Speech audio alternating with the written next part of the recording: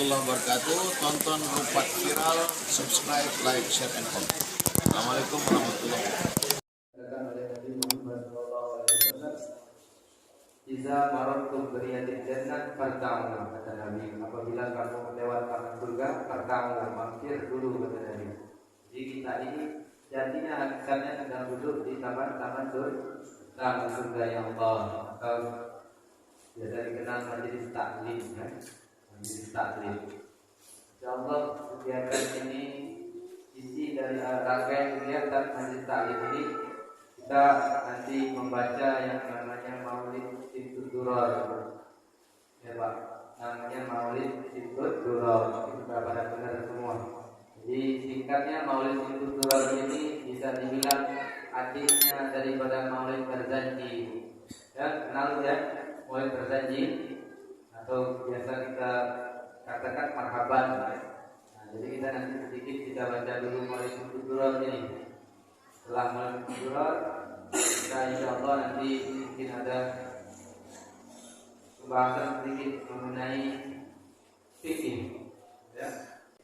Inna Allaha wa malaikatahu yusalluna 'alan nabi, ya ayyuhalladzina amanu sallu 'alaihi wa sallimu taslima.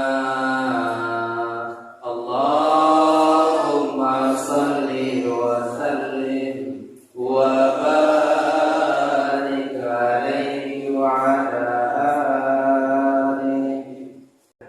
Ya Rabbi salli ala Muhammad, ya Rabbi salli alaihi wa sallim. Ya Rabbi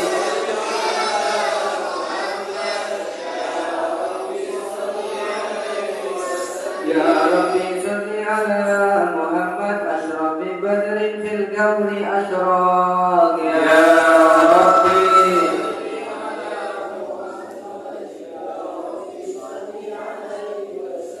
Ya Rabbi salli ala Muhammad, akrami da'in yad'u ilal haq. Ya Rabbi salli ala Muhammad, ya Rabbi salli alaihi wa sallim. Ya Rabbi salli ala Muhammad al-Mustafa Sadiq al-Musaddaq. Ya Rabbi salli ala Muhammad, ya Rabbi salli alaihi wa sallim.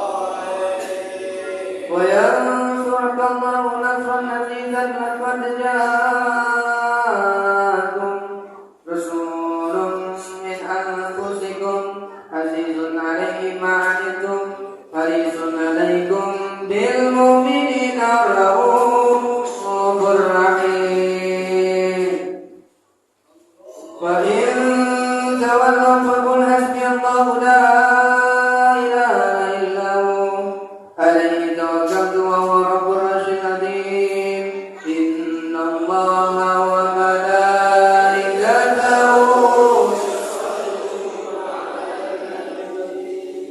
يا أيها الذين آمنوا صلوا سلموا تسليما اللهم صل وسلم وبارك عليه وعلى آله اللهم صل وسلم وبارك عليه وعلى آله صلى الله عليه وأشهد أن لا إله إلا الله وحده لا شريك له شهادتين يعرف بها اللسان أما تضمنه الجنان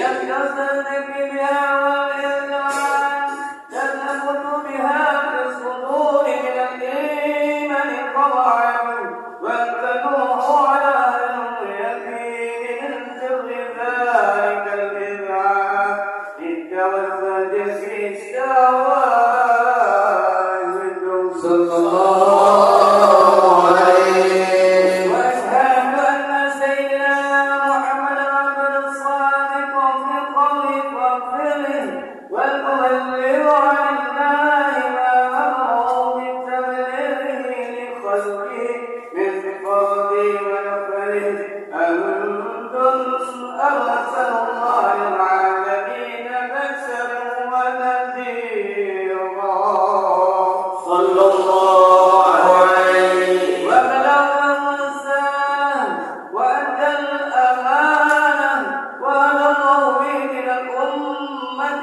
بشرا كثيرا فكان في ظلمة الجهل المسجد فيه سرين سراجا وقمرا منيرا اللهم صل وسلم أشرف الصلاة والتسليم على سيدنا ونبينا محمد الرؤوف الرحيم اللهم صل وسلم وبارك عليه وعلى آله.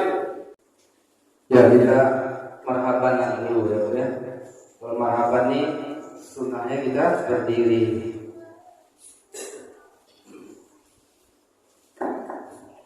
Ya Nabi salam alaika ya Rasul salam alaika ya Habib salam alaika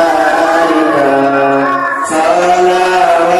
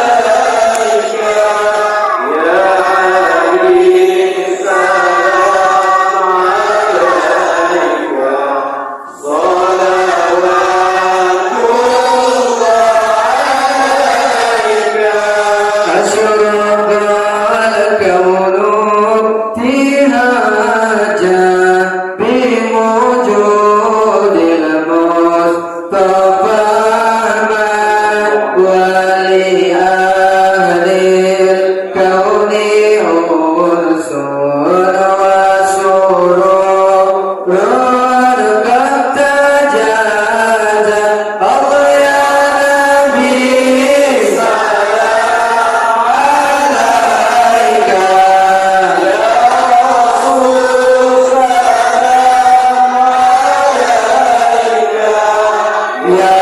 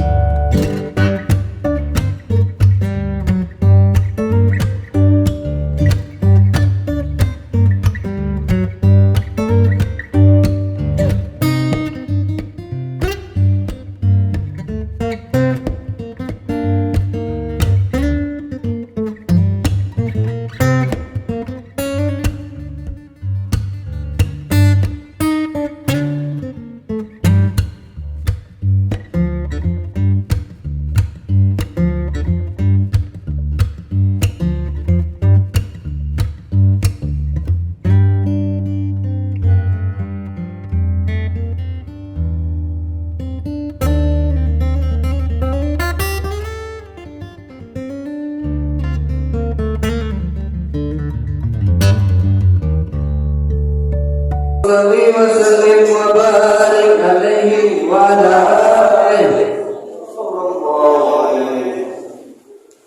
Jadi kalau Maulid Al-Zanji yang mengarangnya namanya Habib Ja'far. Kalau Maulid Syekh yang namanya Habib Ali. Sama-sama dari zuriat Nabi Muhammad sallallahu alaihi wasallam. Apa isi Maulid Syekh ini? Isinya adalah kisah kelahiran manusia agung, yaitu Nabi Muhammad, sejarah kisahnya Nabi Muhammad Sallallahu Alaihi Wasallam, sama kurang lebih seperti berjanji, yang membedakan syair-syair di dalamnya saja.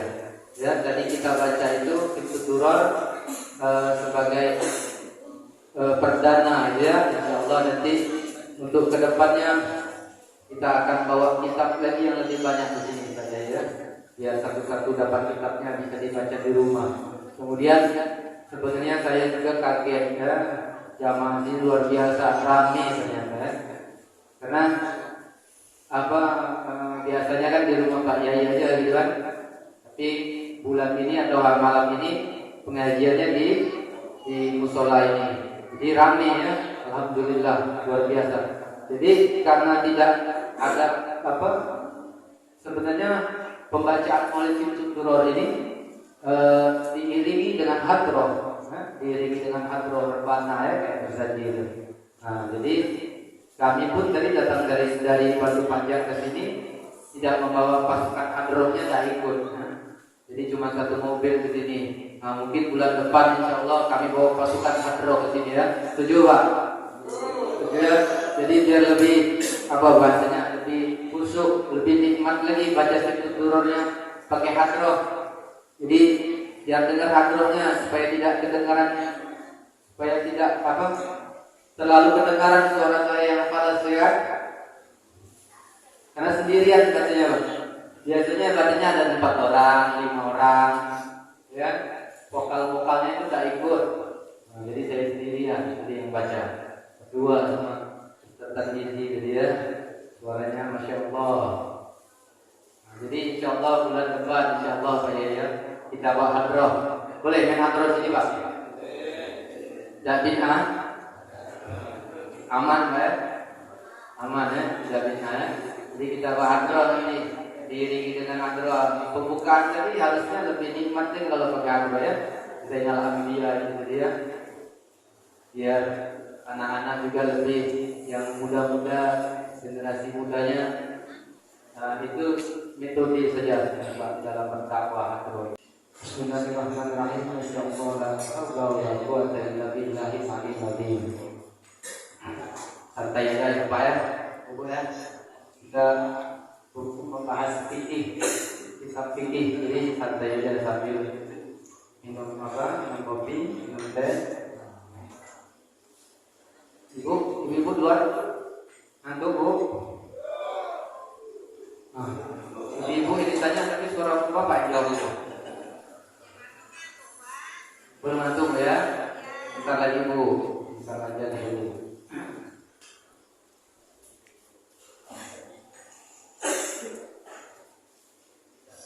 Beberapa waktu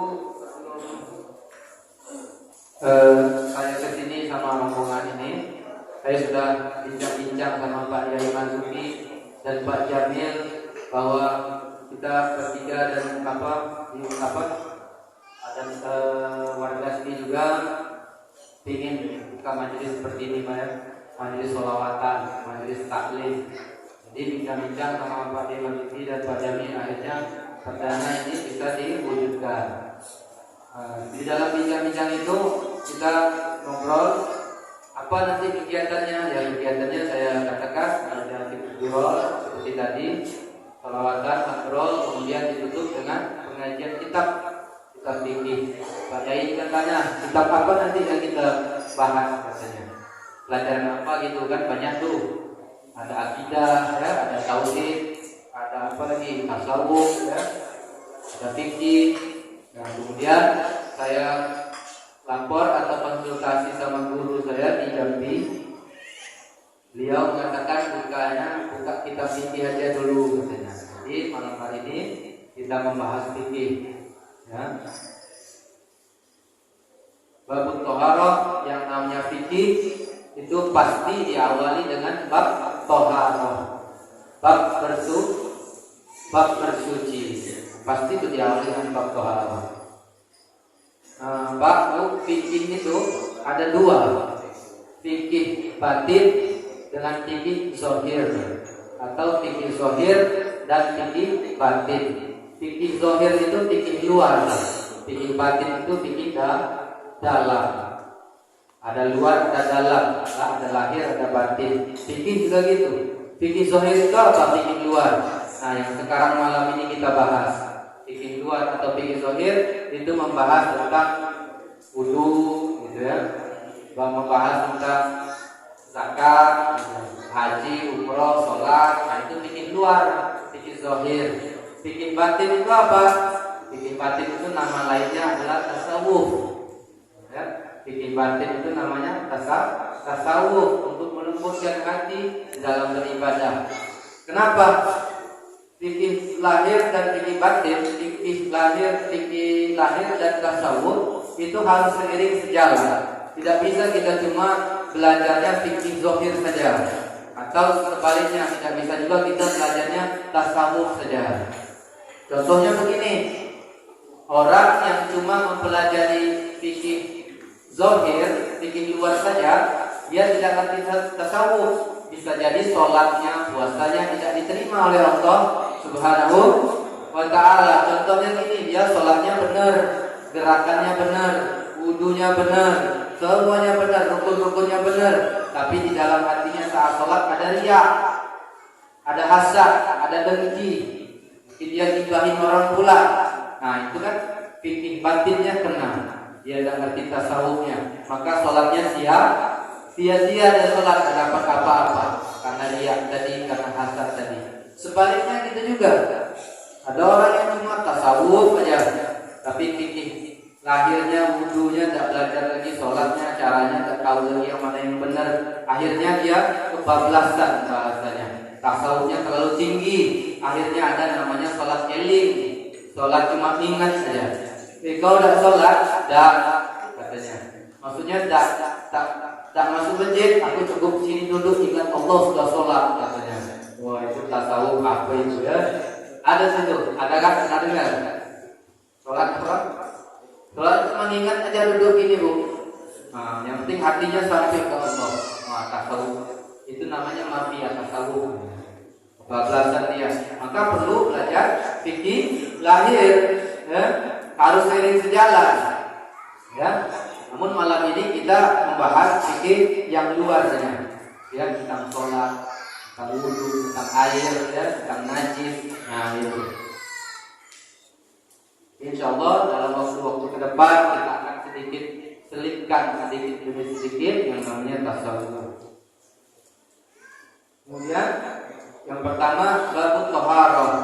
Di sini pengarang kitab ini namanya kitab Al-Muqaddimah Ad-Durriyah, karangan daripada Syekh Abdullah bin Abdurrahman Al-Fatah. Ya, namun yang saya pegang ini kitab sarahnya, penjelasannya, judulnya Busrul Karim, karangan Syekh Said Muhammad Fa'ali Hasan, mazhabnya Syafi'i. Ya, ini mazhab Syafi'i nih. Nah, ada mazhab lain tak di sini? Ada mazhab lain? Jadi mazhab Syafi'i semua ya kita ya. Alhamdulillah. Jadi kitab yang saya bawa ini, kita buka ini mazhab Syafi'i ya. Wallahu musallin rahimahullah ta'ala wa nafa'ana bihi wa bi ulumihi fid dharain amin ya rabbal alamin. Bab taharah. Babnya bab taharah pertama ini. Pasalnya pasal air. Jadi pasti yang namanya fikih pasti diawali dengan air. Ya, gimana kita mau sholat kalau airnya belum tahu yang mana najis yang mana tidak? Gimana mau wudu kalau kita tidak tahu airnya yang apa suci atau najis? Di sini disebutkan kata pengarang kitabnya, la yasihu raful hadas wa la izalatul najas illa bima yusamma ma'an mutlaqan fa in taghayyara fahisan fa in taghayyara ta'mu Allahu mawdihu taghayyara fahisan bihaitsu la yusamma ma'an mutlaqan. Kata pengarang kitabnya, la yasihu raful hadas, tidak sah mengangkat hadas. Tidak sah mengangkat hadas, hadas kecil maupun hadas besar. Hadas kecil ngangkatnya pakai wudu. Hadas besar ngangkatnya pakai mandi wajib. Dan tidak sah juga menghilangkan najis yang ada di baju, pakaian, tempat atau badan atau ruangan. Jadi bahasa sederhananya, tidak sah kalau kita ngangkat hadas kecil, hadas besar dan membersihkan najis dimanapun berada najis itu, bima yusamma ma'an mutlaqah, kecuali mengangkatnya pakai air mutlak. Air mutlak. Ini air mutlak semua ya. Air yang suci maksudnya. Air mutlak. Mutlak air namanya air, bukan apa-apa lagi. Kalau ini teh namanya, tidak mutlak air lagi. Nah, di dalam kitab yang lain terbagi 7 air yang mutlak itu. Apa saja? Air hujan, air sungai, air laut, ya, air embun, air salju, air dari mata air, nah 7 air itu termasuk air yang suci lagi mensucikan. Air mutlak namanya. Ada 7 tadi. Tetapi ulama mensederhanakan lagi menjadi 2. Pokoknya air yang turun dari langit dan keluar dari bumi selagi itu belum dipakai untuk wudu dan selagi tidak ada najis, maka itu tergolong air mutlak. Boleh untuk wudu, mandi wajib dan membersihkan najis. Itu air. Nah, ini air mutlak nih. Nah, air mutlak. Coba saya cicip dulu air mutlak.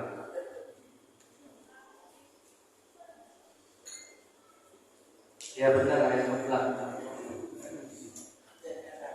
Nah, jadi fa'in tagayyara ta'muhu aw launuhu aw rihuhu. Terkadang Pak, air mutlak ini bisa berubah. Ada 3 cirinya ketika berubah. Ta'muhu, rasanya berubah.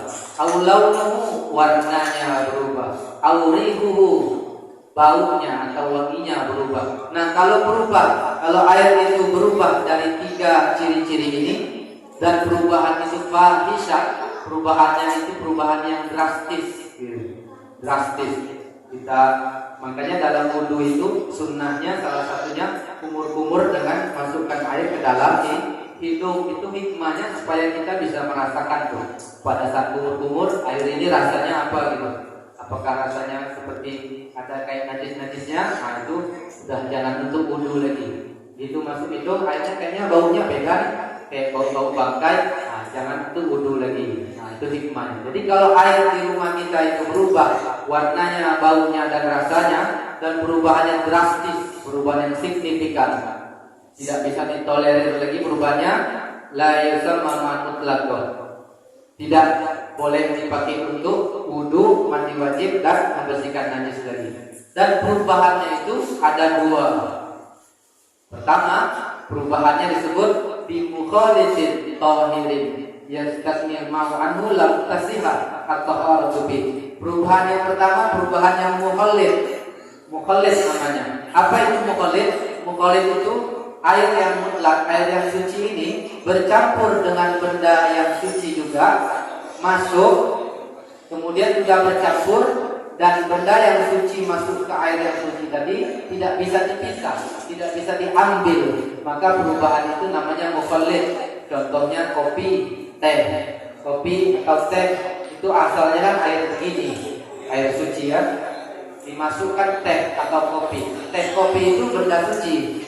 Ketika kita masukkan maka mukhalid bercampur, maka kopi teh itu tidak bisa diambil lagi, sudah bercampur, maka status airnya menjadi air mukhalid, suci tetapi tidak mensucikan. Nah, itu air mukhalid namanya. Ada satu lagi namanya mujawir. Apa itu mujawir? Dia bercampur juga benda suci. Airnya bercampur benda suci.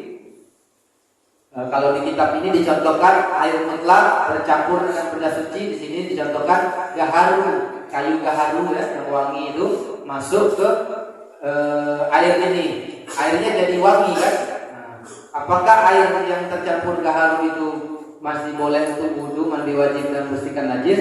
Masih boleh, karena gaharunya masih bisa kita ambil.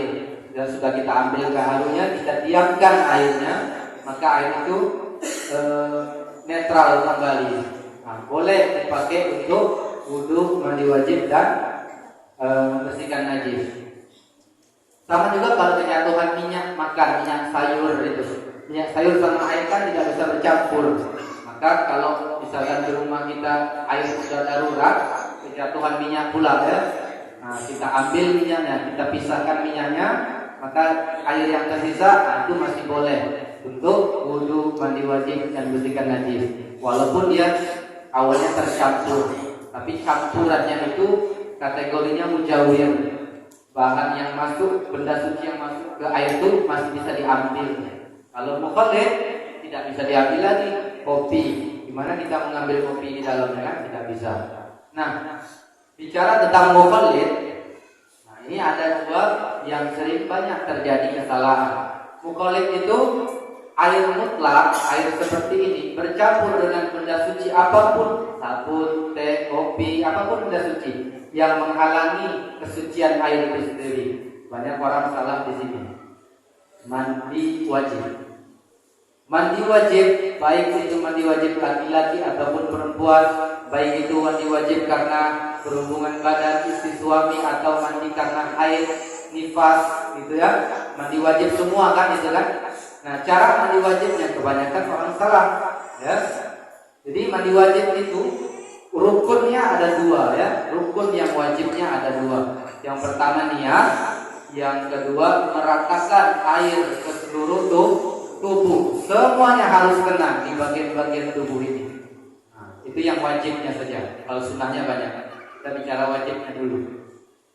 Kemudian pada saat mandi, ya, seseorang ini sewaktu mandi, dia guyuran pertama saat mandi, ya, air dengan gayung dia guyur. Kemudian setelah guyur pertama itu ada anggota-anggota tubuh yang belum kena air, misalkan di dalam telinga, di sela-sela akar-akar rambut, di dalam pusar kita, ya, di dalam jenggot atau kumis segala macam. Nah, itu harus kena semua itu. Nah, pada saat guyuran pertama, air belum merata ke seluruh tubuh, si orang tersebut sudah pakai sabun sama sampo, maka mandi wajibnya batal, tidak sah.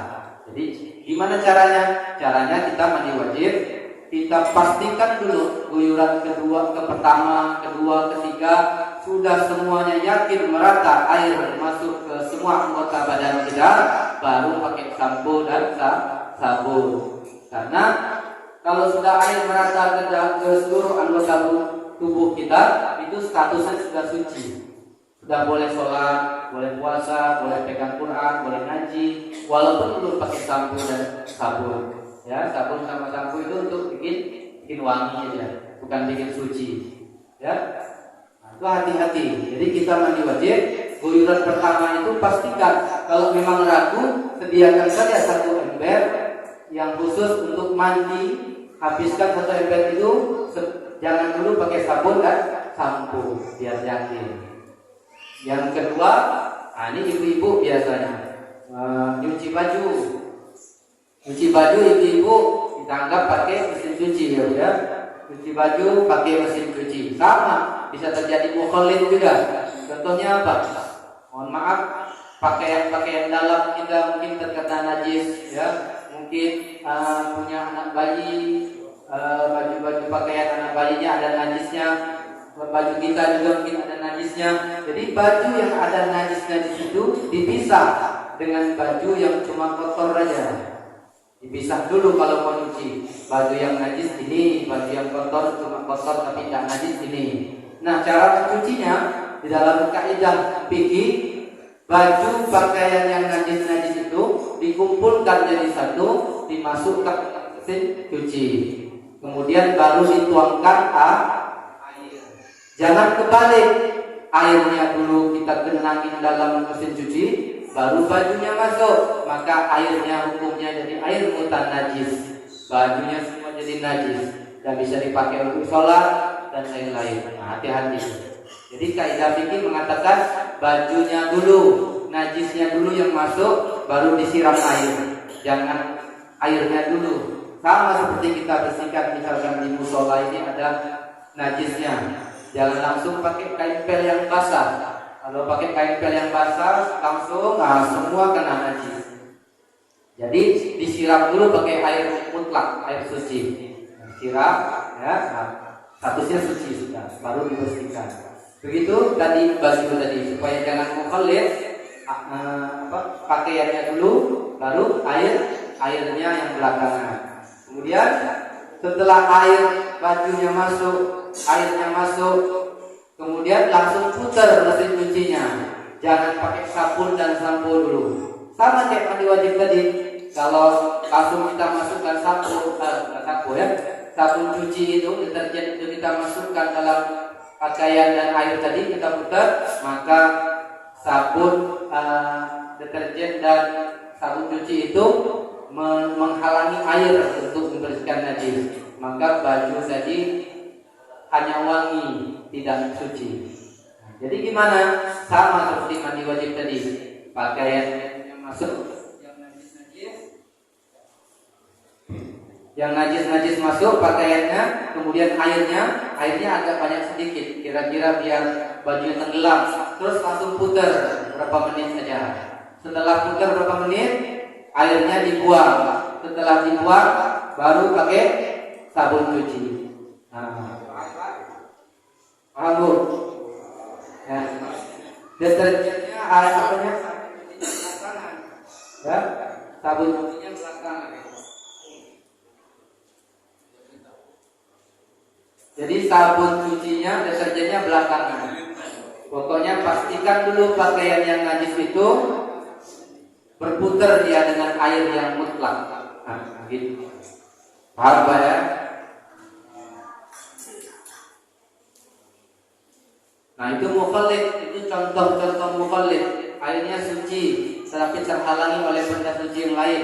Jadinya airnya statusnya tidak lagi suci mensucikan, statusnya berubah menjadi suci, tetapi tidak mensucikan, menghalangi air dia. Itu hati-hati untuk khususnya mandi wajib dan mencuci pakaian yang bernajis. Kemudian di sini disebutkan wa taghayyur taqdirul kategori al-hissi. La yadurru taghayyurun yasiran la yanqu ismal ma'i. Nah, masih mengenai air. Kalau ada air ini tidak mengapa kalau air yang ada di rumah kita atau dimanapun itu kita temukan air, dia berubah. Nah, kalau tadi kan kalau perubahan warnanya, baunya, rasanya berubah dengan drastis, tidak bisa lagi untuk wudu, mandi wajib dan bersihkan najis. Tapi ini ada air yang masuk ke dalam pengecualian. Air apakah itu? La yadurru taghayyuran bi muqsin. Kalau air berubah dengan perubahan disebabkan oleh muksin. Muksin itu tanah endapan, tanah yang mengendap. Jadi misalkan kita di kamar mandi kita ada bak mandi isinya airnya penuh, kemudian kita pergi kemana gitu, seminggu kita tinggal di rumah, kemudian waktu balik kita ke kamar mandi, oh ternyata airnya kemarin jernih, kok sekarang gelap airnya, ada kayak tanah-tanahnya gitu, ya kan, keruh gitu. Nah itu apakah berarti berubah warnanya? Nah, apakah boleh untuk wudu masih untuk mandi wajib untuk bersih najis? Jawabannya boleh, karena itu perubahan karena endapan, perubahan tanah yang mungkin terbawa di dalam air-air itu. Yang pertama. Yang kedua, la yadurru wala biturabin wa bituhlubin. Nah, turab ini sama kurang lebih tanah tadi. Wa bituhlubin, tuhlubin ini lumut. Nah, kalau di rumah kita sumur di luar rumah ada sumur atau kolam, kita lihat banyak lumut. Karena saking banyaknya lumut itu berubah warna airnya dari bening kayaknya jadi kehijau-hijauan atau hitam-hitaman. Nah, berubah warnanya apakah boleh? Jawabannya boleh, karena perubahannya karena lumut, karena memang alam. Ya, dan kata ulama fikih, karena lumut memang tempatnya di situ, karena tanah memang tempatnya di situ, bukan di air. Kalau kopi tadi tempatnya bukan di sini ya, nah, dia di luar air. Kemudian apalagi yang di pengecualiannya, wa mafi makarihi wa mamadihi. Air yang kalau kadang kita temukan air, ada aliran air kecil gitu ya. Kalau kayak sungai-sungai, anak-anak sungai kecil, itu kan airnya mengalir tuh. Nah, di sela-sela air mengalir itu pasti dia tanah, di tanah dia aliran-aliran itu, maka berubah warnanya. Kadang kita hitam, kita ambil juga masih kayaknya warnanya tidak jernih, tapi itu boleh karena itu alami. Dan mujawir tadi sudah. Kemudian wala biwarqin tanah salin minas sajari. Air yang boleh kita gunakan lagi untuk wudu, mandi wajib dan bersihkan najis yaitu air yang warnanya berubah, tetapi perubahannya karena kejatuhan daun-daun dari pohon. Nah, kalau rumah-rumah rumah-rumah orang-orang tua-tua kita dulu tuh biasanya ada kolam-kolam di depan rumahnya atau sumurnya besar-besar. Nah, ada pohon-pohon di pinggir-pinggirnya. Jatuhlah daun-daunnya kering berbulan-bulan bertahun-tahun, maka airnya berubah mulai kolamnya. Nah, itu disebut perubahan itu diakibatkan oleh daun-daun. Nah, itu boleh untuk wudu, mandi wajib dan membersihkan najis. Nah, itu pengecualian yang ada pada air, ya. Paham Pak? Ngantuk belum? Karena masih banyak, masih tebel nih. Kami dihabiskan malam ini biar tidak kitab. Kira-kira berapa selesai? Masih banyak nih, tahan-tahan aja. Nah, insya Allah paham ya, Pak ya. Kalau bab-bab awal ini bab-bab air ya. Nah, nanti kita insya Allah akan masuk lagi ke masih pasal air, babnya bab toharoh ya. Nanti ada air-air yang makruh, air-air yang najis ya. Ada juga air yang mustakmal ya. Ada juga nanti kita bahas ukuran bak mandi, itu ada ukurannya juga. Ya, bak mandi yang petak atau bak mandi yang bulat, kita ada ukurannya. Tapi insyaallah untuk malam ini cukup sampai di sini dulu. Mudah-mudahan yang sedikit ini bermanfaat untuk saya pribadi dan untuk hadirin semua. Amin ya rabbal alamin. Subhanallahumma wa bihamdik asyhadu an la ilaha illa anta astaghfiruka wa atubu ilaik. Subhanallahumma wa bihamdik asyhadu an la ilaha illa anta astaghfiruka wa atubu ilaik. Subhanallahumma wa bihamdik asyhadu an la ilaha illa anta astaghfiruka wa atubu ilaik. Wassallallahu ala sayyidina Muhammadin al-habibil mahbub syafil dan farjil qulub wa ala alihi wa sahbihi wa sallim tasliman katsira walhamdulillahi rabbil alamin. Takabbarallah.